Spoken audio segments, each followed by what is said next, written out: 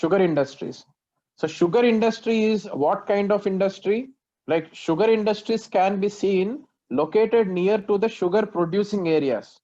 Right? Why? Because they are weight losing industries. They are weight losing industries. There is one chapter in the economic geography book of NCERT, right? One chapter which is about industries and their locations.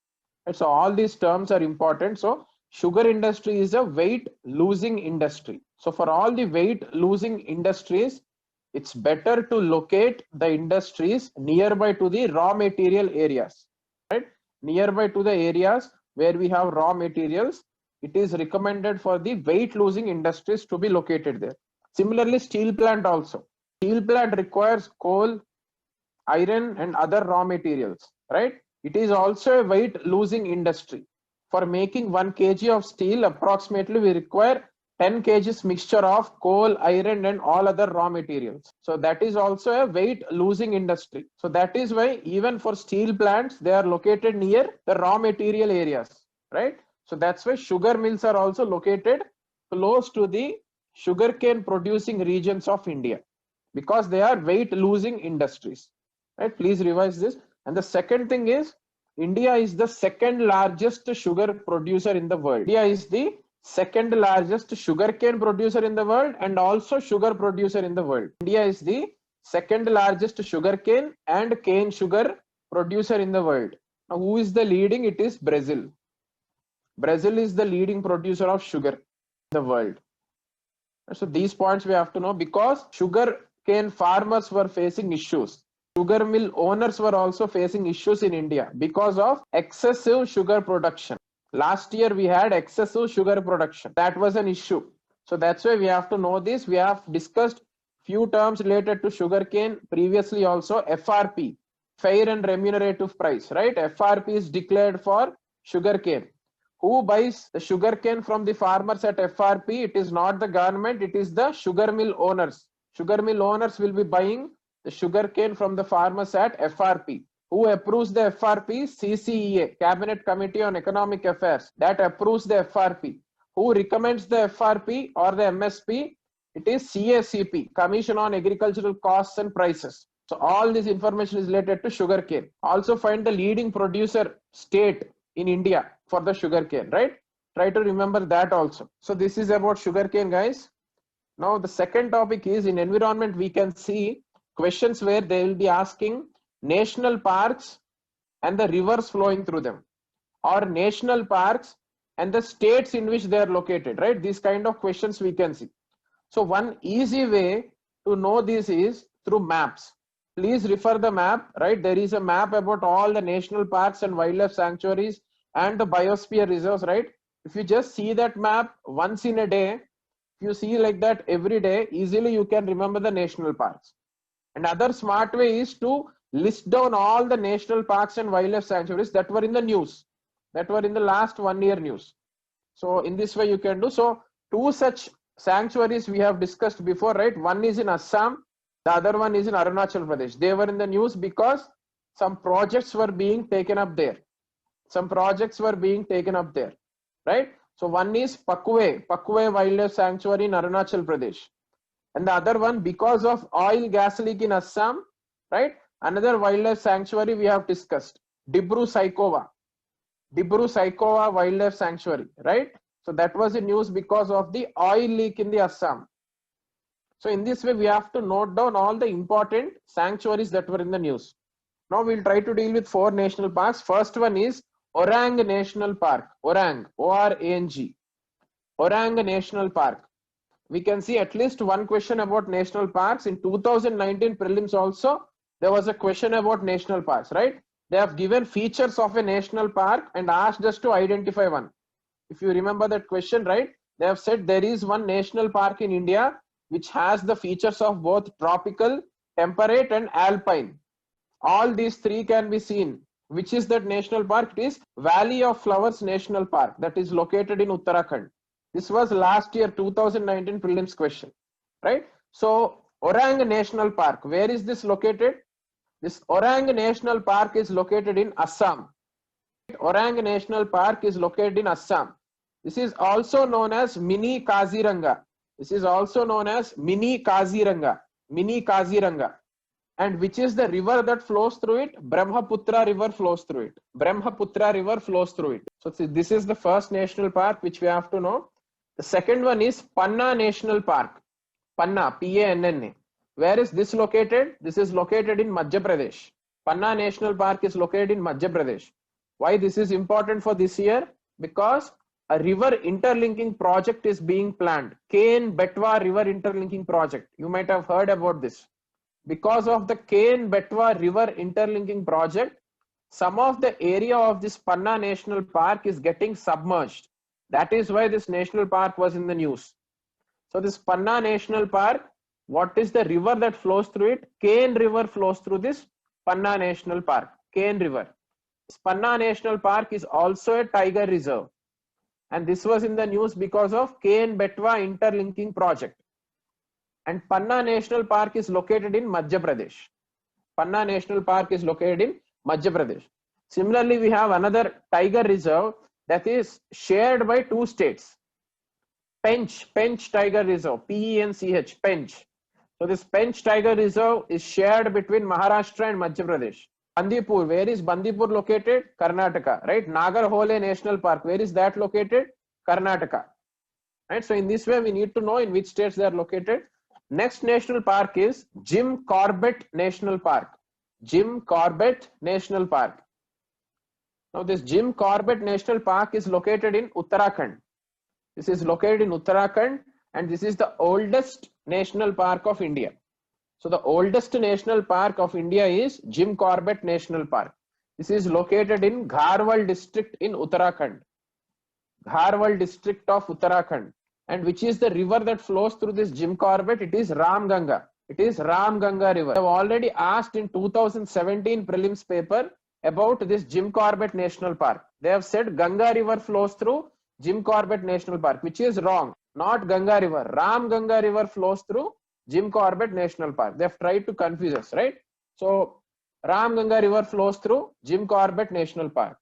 And the other national park is Jaldapara National Park. Jaldapara. Jaldapara. Jaldapara National Park.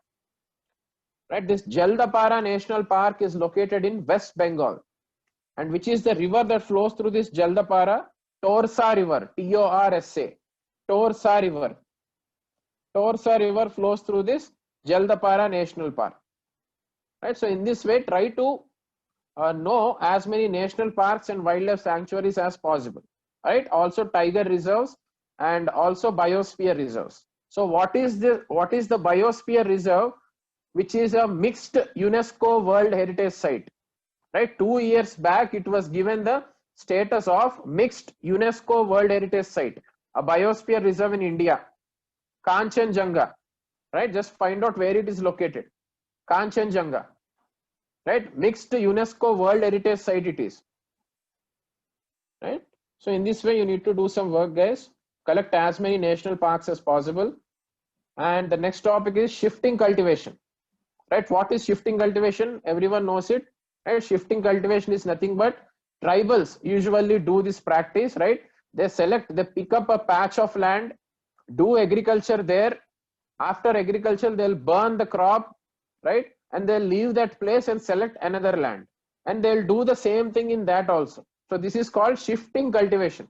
They'll be using a particular land only for some time. And then they will leave that land and go to the new land, so that old land will get some time to rejuvenate itself, right? So this is shifting cultivation.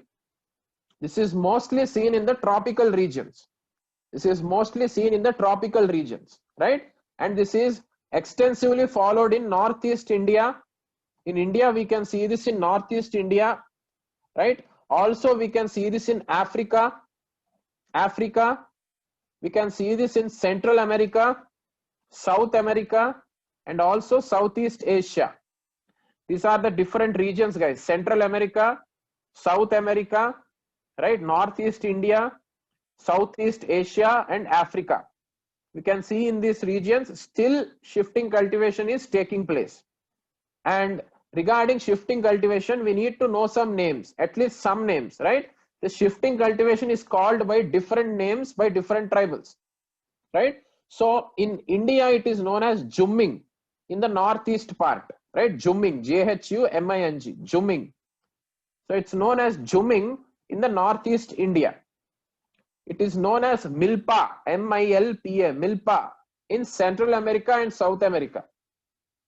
It is known as Milpa, M-I-L-P-A, Milpa in Central America and South America. And it is known as Ladang, L-A-D-A-N-G, Ladang, Ladang in Indonesia and Malaysia.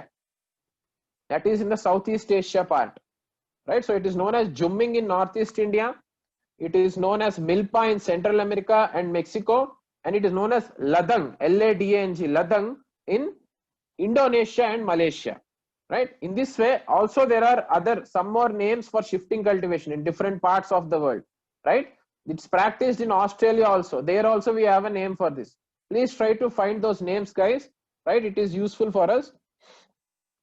And another important scheme, a PPP scheme, a public-private partnership scheme, is National Educational Alliance for Technology, right? National Educational Alliance for Technology. This scheme in short form is called as NEET scheme, N-E-A-T, NEET scheme.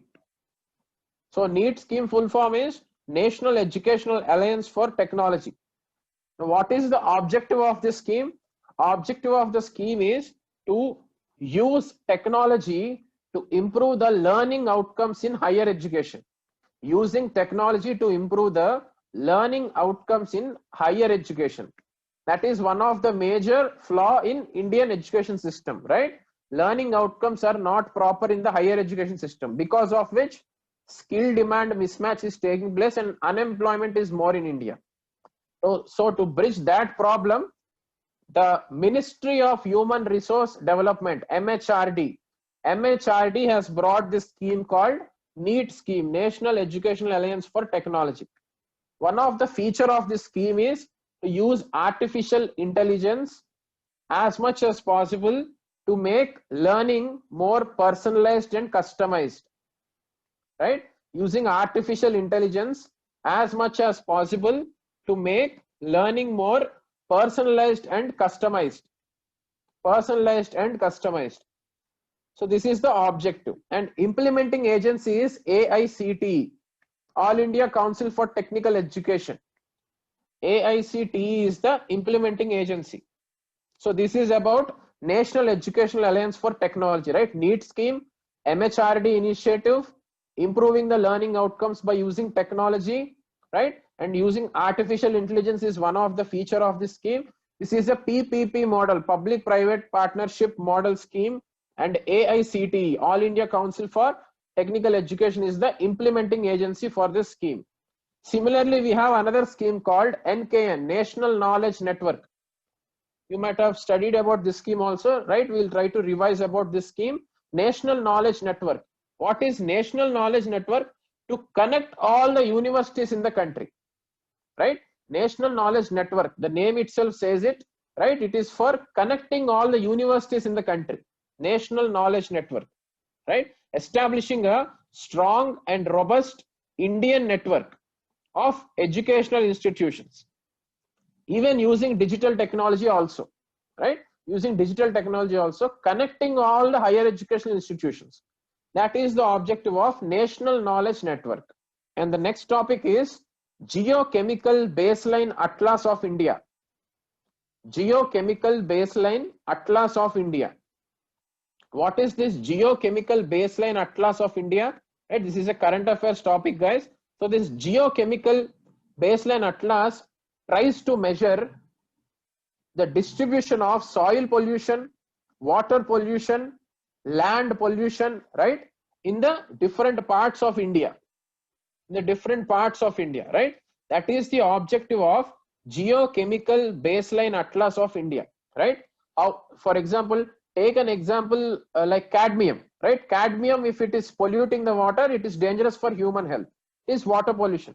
So this Geochemical Baseline Atlas tries to measure the levels of cadmium throughout the country of India, right? Tries to make a map so that to identify where pollution is more concentrated, where more chemicals are concentrated. This is Geochemical Atlas of India, right? and this is launched by or developed by an institute called CSIR, Council for Scientific and Industrial Research, National Geophysical Research Institute. CSIR, National Geophysical Research Institute. CSIR, National Geophysical Research Institute. This was the institute that developed this geochemical baseline atlas of India. This is for assessing the chemical composition on the Earth's surface. On the Earth's surface.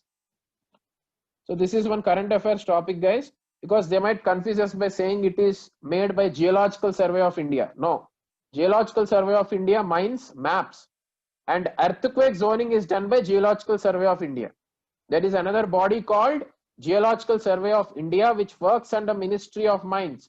What it does is earthquake zoning, right? It zones the entire area of India according to earthquakes, zone 1, zone 2, zone 3, zone 4, right? And this National Geophysical Research Institute does geochemical baseline atlas.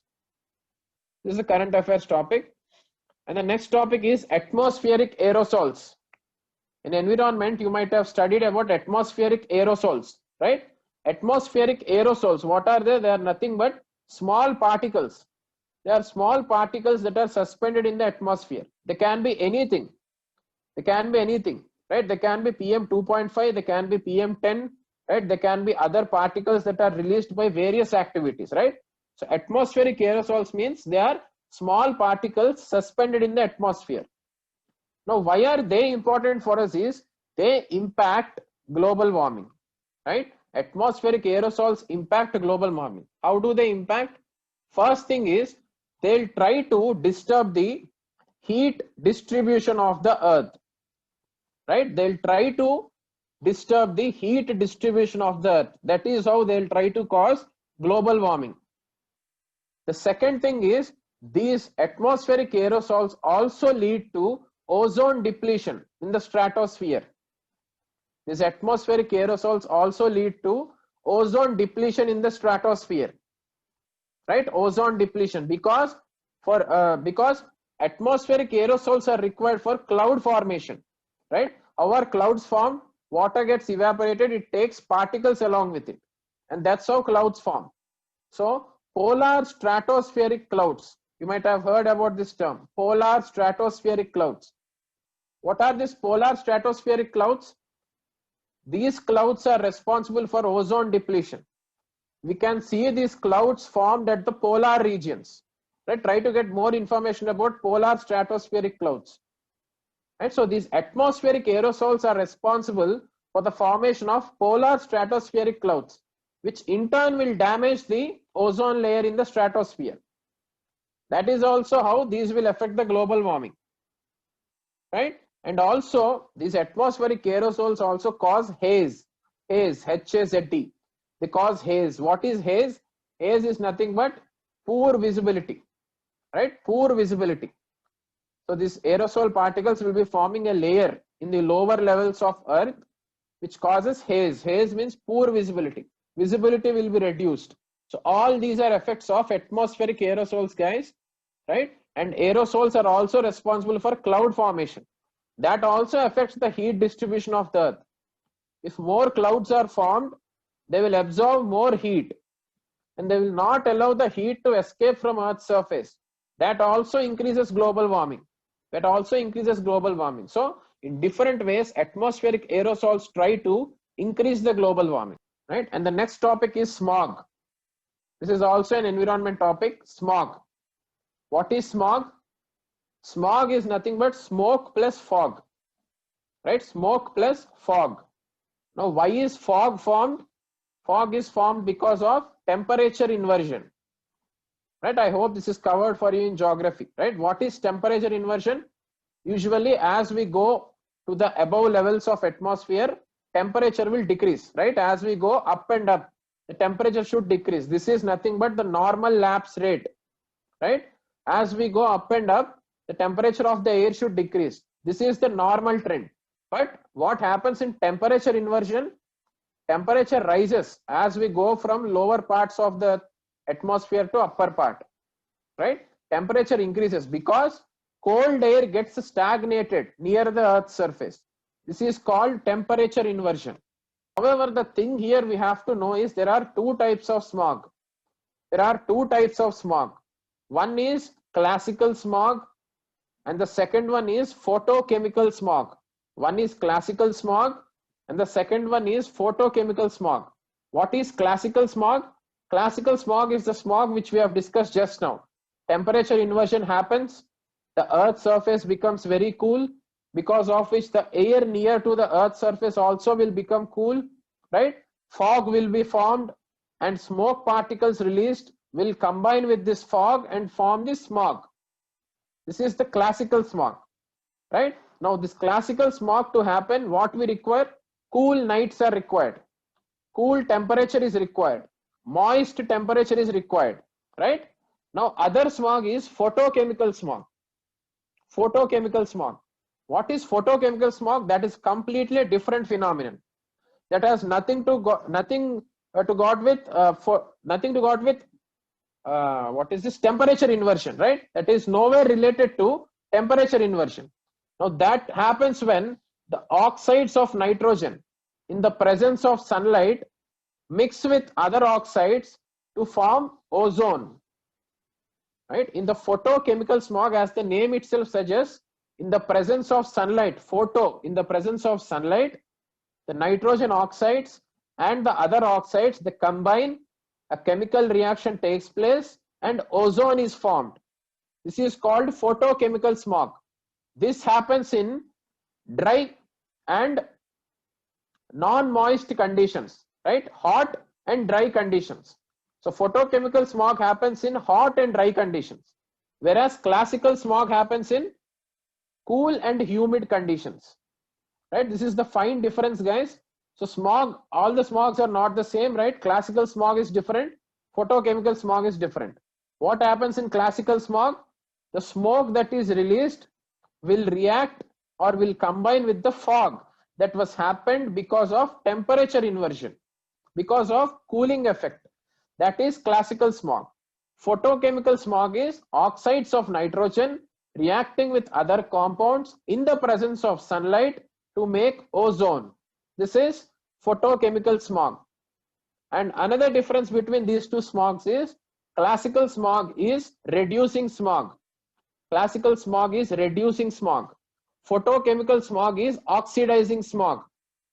Photochemical smog is oxidizing smog, right? Because of the time constraint, we cannot deal this in detail, right? For further details, please refer net, guys. You have abundant information there, right? But for prelims, this much information is enough, right? Classical smog, cool and humid. Photochemical smog, hot and dry. Classical smog, reducing smog. Photochemical smog, oxidizing smog. And how it happens, that we know, then it is easy for prelims, and that much is enough for prelims. Next topic is Kayals, K-A-Y-A-L-S, Kayals. Kayals. What are these Kayals? Kayals are nothing but backwaters in Kerala. Kayals are nothing but backwaters in Kerala, right? Alipi is known for these Kayals. We have backwaters there in Kerala, right? Boating happens, tourism happens there, right? I guess you might have seen many pictures of Kerala, right? This is something which is projected very much in Kerala as a tourism activity. These are Kayals, these are backwaters, right? This is related to geography question, right? Kayals. And these are important because every year we see boat races happening here. Boat races. There is one boat race called Vallam Kalli, Nehru Vallam Kalli boat race that happens every year in Kerala, right? Vallam Kalli boat race. So Kayals are famous, or Kayals are known in Kerala as the backwaters, right? Because they can give questions like Kayals, they are related to, it's a fertile spot in a desert, right? Those kind of questions can be given, right? So Kayal is nothing but backwater in Kerala. And the next topic is Kittur Utsav. Kittur Utsav, K-I-T-T-U-R, Kittur Utsav. Why is this important? Because this year Kittur Utsav was celebrated. Now, why is Kittur Utsav very much important? Because one of the important rebellion that took place before First War of Independence is Kittur Revolt by Rani Channamma. Kittur Revolt by Rani Channamma, right? You might have studied this in modern India. Kittur revolt by Rani Channamma. Right? This is also one of the important rebellion that took place before First War of Independence. Right? Before First War of Independence, that is before 1857, we have many revolts. So this is one such revolt. This is Rani Channamma's Kittur revolt. We have also discussed another important revolt called Velutampi revolt. Few days back we have discussed about Velutampi revolt. That is also an important revolt that took place before First War of Independence. Right? Before First War of Independence. And in the last year mains also we can see there was a straightforward question saying discuss all those revolts that happened before First War of Independence. Straightforward question in mains. Right? Direct question, a factual question.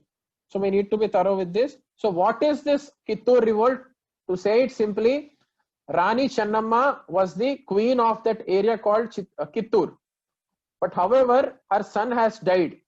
Because her son has died, she has selected another person called Shivalingappa as the next heir. Right? The next heir to the throne. But what happened is British did not accept this. Britishers did not accept this, because of which this revolt has happened. Right? Kittur revolt. This happened in the year 1824. And the Britishers have crushed this revolt. Finally, the Britishers have crushed this revolt. But for her bravery, Kittur Utsav was celebrated recently. Recently, Kittur Utsav was celebrated. So that's why this is important, guys. Right? Rani Channamma, Kittur revolt, 1824. One of the important revolt that happened before First War of Independence. Right? This we have to know. And the next program we are going to discuss is Jal Abhaya Aranya program. Jal Abhaya Aranya program. Now we all know what is Jal Shakti mission, right? Jal Shakti mission, Jal Jeevan mission. What is Jal Shakti mission? Water conservation by the Ministry of Jal Shakti. Jal Jeevan mission, to produce or to provide functional tap household connections for the rural areas by 2024. We have discussed this also, right? Please revise all those, guys. They are important schemes.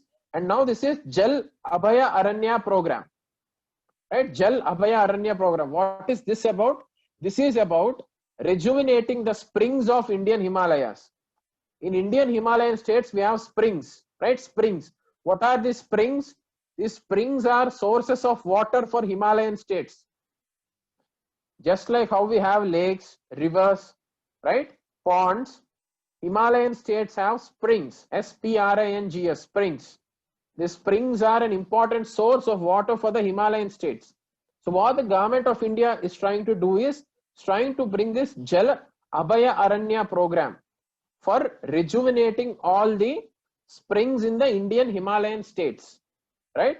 For rejuvenating all the springs in the Indian Himalayan states. So this is about the scheme, guys, right?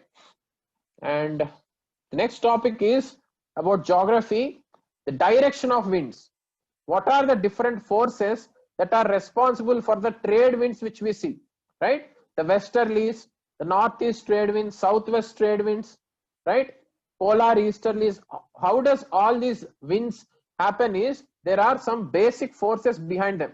Those we have to know, right? As a part of geography, we are revising this, guys. First one is pressure gradient force. Pressure gradient force. I suppose these are already covered in geography, right? We'll just brush them up so that we are thorough with them. First is pressure gradient force. Pressure gradient force. The second one is frictional force. Frictional force. Third one is Coriolis force. Coriolis force. The fourth one is gravitational force. These are the four forces that act on the winds, because of which we have specific directions for the winds, right? So the trade winds and the westerlies which we discussed, they are resultant of all these four forces. All these four forces, right? And at the lower levels of the atmosphere, right? That is the wind that is nearby to the earth's surface, there we have more frictional force. As we go up, frictional force reduces, right? This is obvious thing. This is obvious thing, right? So at the levels nearby to the earth's surface, we have frictional force more. as we go up, frictional force reduces.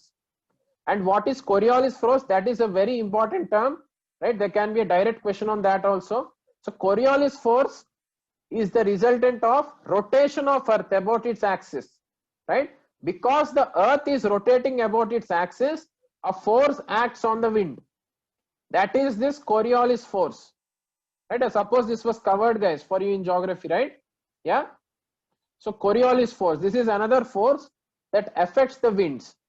So this Coriolis force is important because this plays a major role in deciding the direction of the winds, right? Coriolis force. So this Coriolis force is the resultant of rotation of Earth about its axis, right? That is the first point. That is the first point. Second point, it deflects the wind and decides the direction of the wind. That is the second point. Third point, Coriolis force varies from latitude to latitude. The Coriolis force varies from latitude to latitude. At the equator, Coriolis force is 0. At the equator, Coriolis force is 0 and it increases as we move towards the poles. Right? The Coriolis force is 0 at the equator and it increases as we move towards the poles. And the Coriolis force is a very important condition for occurring of cyclones. Right? When we were discussing about tropical cyclones, we have discussed this. What is the important feature that is required? Condition, Coriolis force should be present. Only when Coriolis force is present, we will be having tropical cyclones. We will be having tropical cyclones. So this is about these different forces, guys. And also please revise the entire map of different winds, right? From which latitude to which latitude we have winds. What kind of winds? What are the different names of the cells, right? We have Ferri cell, we have Adler cell, Ferrel cell, right? Just revise all those, guys, in geography. And the next thing is Uyghurs. Who are Uyghurs? Uyghurs are ethnic communities in China, right? This we have to know. Uyghurs are ethnic communities in China. Who are Rohingyas? They are ethnic minorities in Myanmar. Rohingyas are ethnic minorities in Myanmar. Who are Hajongs? H-A-J-O-N-G. Hajongs. Hajongs are minorities in Northeast India. They are tribals in Northeast India and Bangladesh. Hajongs are H-A-J-O-N-G. They are scheduled tribes in India and also tribals in Bangladesh. Hajongs, H-A-J-O-N-G. Right? So Uyghurs are in China, Rohingyas are in Myanmar, and Hajongs are in Bangladesh and India. Right? These can also be some questions. And the next question, the next topic is denudation. Denudation. What is denudation? You might have studied this in geography. So denudation is nothing but erosion or removal of particles from a rock. Right? Simply saying, denudation means take a landmass like mountain. Right? Now breaking that mountain into small parts. That is nothing but denudation. This denudation can take place through various ways. First one is weathering. Weathering, W-E-A-T-H-E-R-A-N-G, weathering. Right? This is one process how denudation can take place. Second thing is erosion. Erosion. Through erosion also denudation can take place. Third thing is transportation. Transportation. Through transportation also denudation can take place. Now what is weathering? Weathering means disintegration of rocks into smaller parts. And weathering can take place through three ways. What are those, guys? Is there in 11th class NCERT geography, right? Chemical weathering, physical weathering, biological weathering, right? Chemical weathering, physical weathering, biological weathering. Connect this to exfoliation also. Exfoliation, that is also a phenomenon we see in weathering, right? What is erosion? Running water, breaking the rock into smaller fragments. That is erosion. So erosion is done not only by running water, but also by running glaciers. Erosion is also done by running glaciers also. We have glacial erosion also. All this is there in 11th class NCERT book, guys. Please refer them, right? We are getting questions from there in every prelims. So that is very important area, right? So these are different ways how denudation can take place. So denudation means removing parts from a rock or from a landmass. That can happen through different ways. Transportation is one way, erosion is one way, weathering is one way, right? This is about denudation, right? And the next current affairs topic is a substance called ambergris, ambergris, ambergris, ambergris, ambergris. What is this ambergris? No, this is a solid substance, a waxy solid substance. That is first thing, it's a property of this chemical, it's a waxy solid substance. And it was recently found in Tamil Nadu. It was recently found in Kaddalur beach in Tamil Nadu. So they have found this chemical for the first time at Kaddalur beach in Tamil Nadu. Now what is this substance? This substance is usually used for making perfumes. This substance is usually used for making perfumes. However, this was first time seen in India at the Kaddalur beach in Tamil Nadu. This is used for making perfumes. Now what is this actually? This is actually a product that is vomited by whales, right? This is a product that is vomited by whales, right? So the vomit of the whales, we are trying to make perfumes out of it, right? So this is the meaning for ambergris, ambergris, ambergris, right? So this was first time seen in India in a place called Kaddalur beach in Tamil Nadu recently. This is used in the Asia for medicinal purposes, and this is also used in the Western countries for perfume purpose. Right? We have found this at Kaddalur beach in Tamil Nadu. Ambergris. Similarly, we have seen something at the shores called plastic crust. We have discussed about this plastic crust, right? That is nothing but a thin layer of plastic that got fused with the rocks at the shore, rocks at the beach. Plastic crust, we have discussed this. Please revise that, guys. And we'll try to revise southwest monsoon also, right, in brief. Now southwest monsoon for India, that is the major source of rainfall for India, right? Southwest monsoon. Apart from this, we have northeast monsoon and also western cyclonic disturbances that come from Mediterranean Sea. These are some important sources of rainfall and cyclones, right? So southwest monsoon, northeast monsoon, western cyclonic disturbances and cyclones. These are different ways how we get rainfall in India.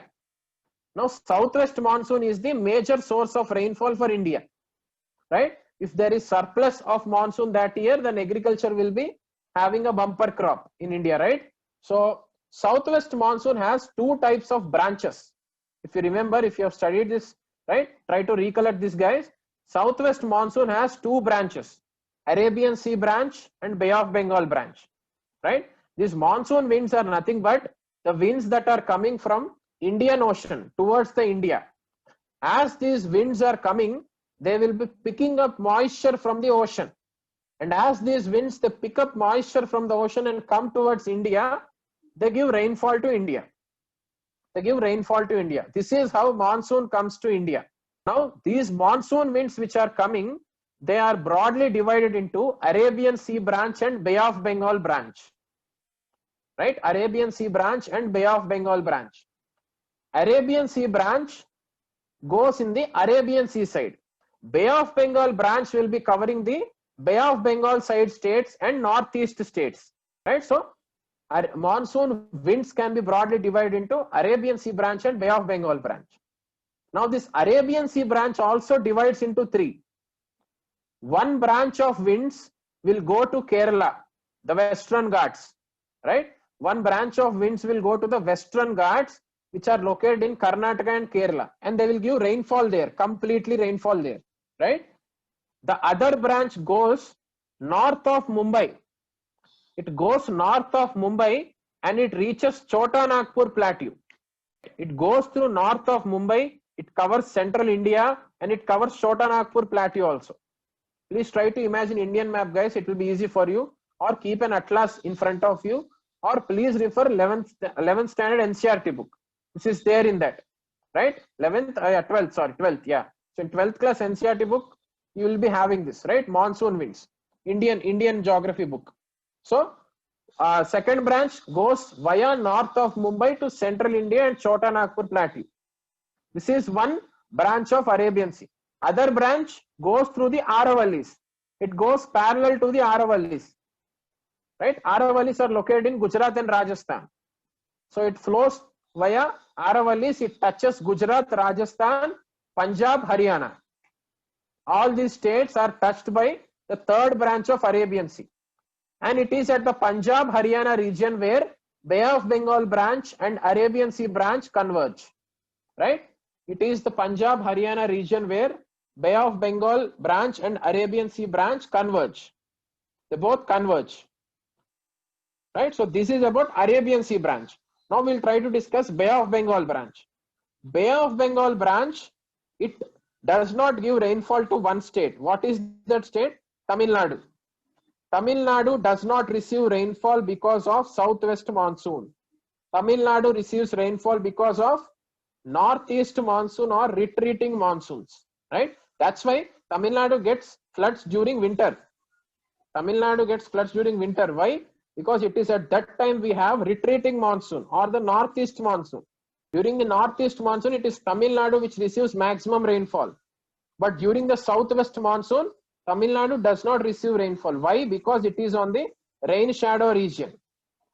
It is on the rain shadow region, and also the Bay of Bengal branch is parallel. It is parallel to the Tamil Nadu state.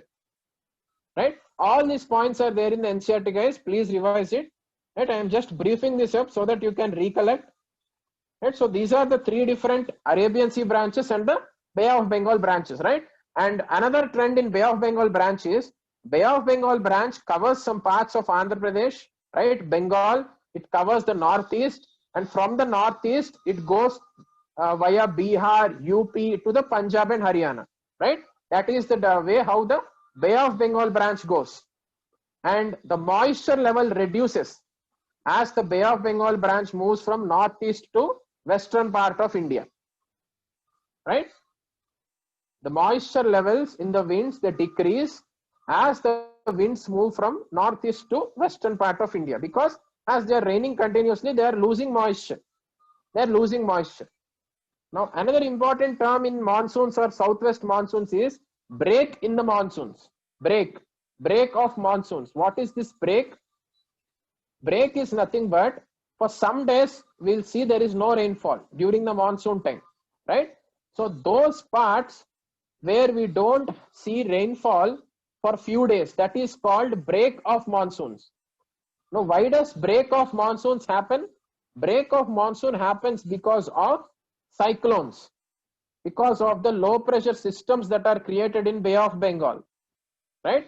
Because of the low pressure systems that are created in Bay of Bengal and also in the Arabian Sea, southwest monsoon is impacted.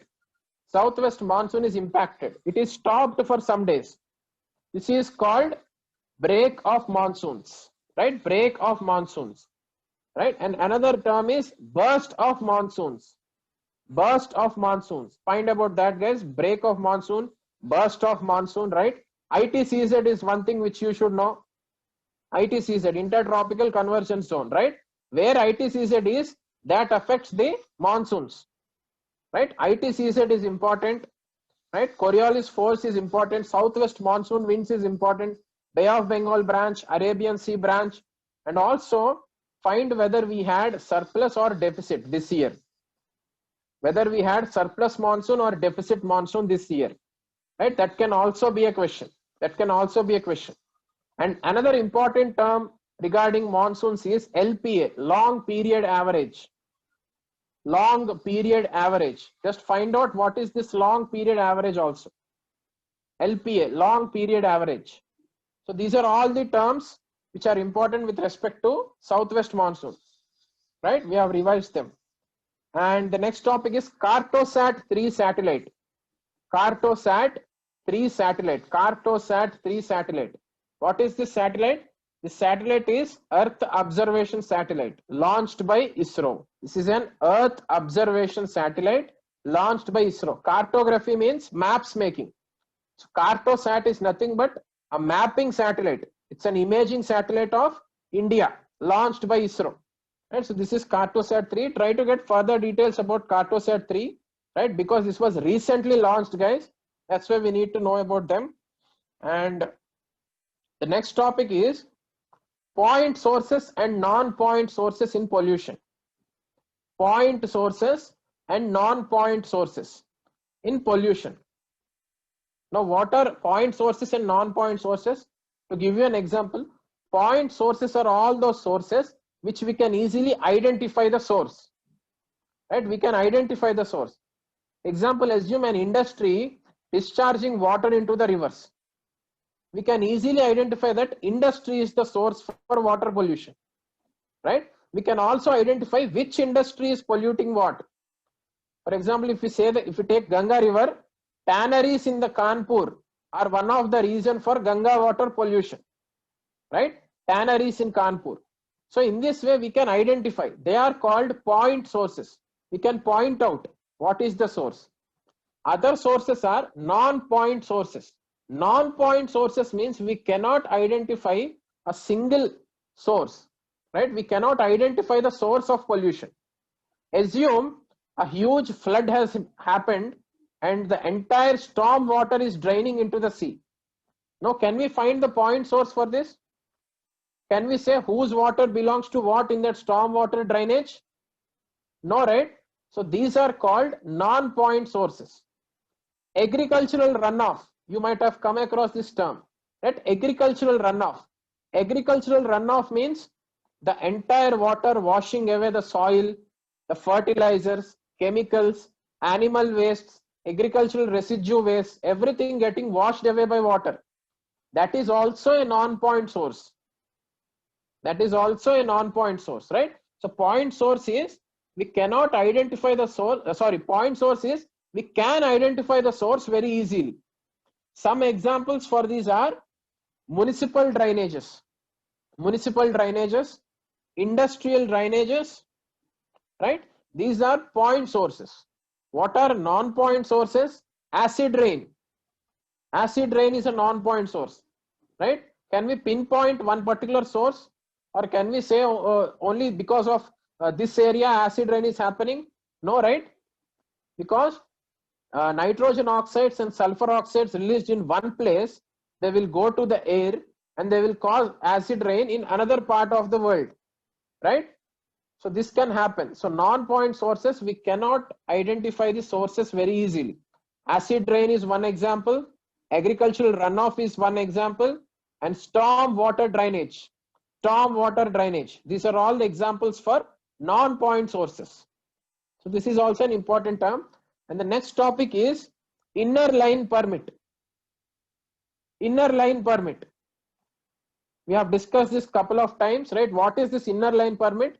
This is a permission or a travel document that is given for Indians who want to enter ILP protected states, right? If anyone wants to enter Arunachal Pradesh, right? If anyone wants to enter Nagaland, right? If anyone wants to enter Mizoram and Manipur, these 4 states, then they have to take ILP.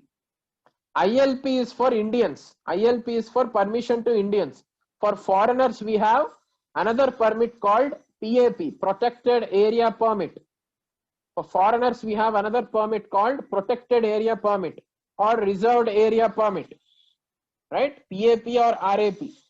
So that is for foreigners.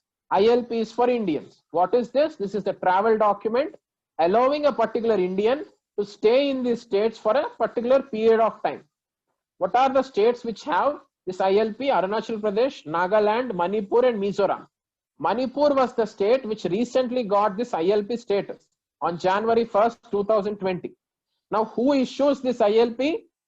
Is it Ministry of Home Affairs? No, it is the respective state government which issues this ILP. It is the respective state government which issues this ILP. It is the respective state government which issues this ILP. This ILP was in the news because of Citizenship Amendment Act. Citizenship Amendment Act. Citizenship Amendment Act is giving exemption for 6 scheduled areas and ILP protected areas. We have discussed this, right? Please revise that. And what about NRIs? Do they need to take ILPs or PAPs? they need to take PAP, not ILP. All the NRIs, all the person of Indian origin and the overseas citizens of India, these three sections of population have to take RAP or PAP, not ILP. This is one area where they can test us, guys. And the last topic for today is biological oxygen demand and chemical oxygen demand. What is biological oxygen demand? What is chemical oxygen demand? This is an environment topic, guys. Yeah. So biological oxygen demand, we all know what is it? The amount of oxygen that is required by the microorganisms in a river to decompose the organic waste, right? BOD, biological oxygen demand, is nothing but the amount of oxygen that is required for the microorganisms to decompose the organic waste in the rivers, right? This is biological oxygen demand. This is used to measure the levels of pollution in the water. To measure the levels of pollution in the water. If the biological oxygen demand is more, then it implies the water body is more polluted, right? If the biological oxygen demand is more, that implies the water body is more polluted. If the biological oxygen demand is less, that implies less organic waste is there in the water body. So this is about BOD. Now what is COD? Chemical oxygen demand. Chemical oxygen demand is amount of oxygen that is required by the microorganisms to decompose not only organic waste but also inorganic waste. Not only organic but also inorganic. That is chemical oxygen demand. Right? That is chemical oxygen demand. So biological oxygen demand calculates amount of oxygen that is required to degrade biodegradable waste, that is organic waste, whereas chemical oxygen demand deals with both organic and inorganic, that is both biodegradable and biodegradable. And obviously, which should be more? Chemical oxygen demand should be always more than biological oxygen demand, right? Chemical oxygen demand should always be more than biological oxygen, because chemical oxygen demand takes care of both organic and inorganic, whereas BOD, biological oxygen demand, takes care of only organic.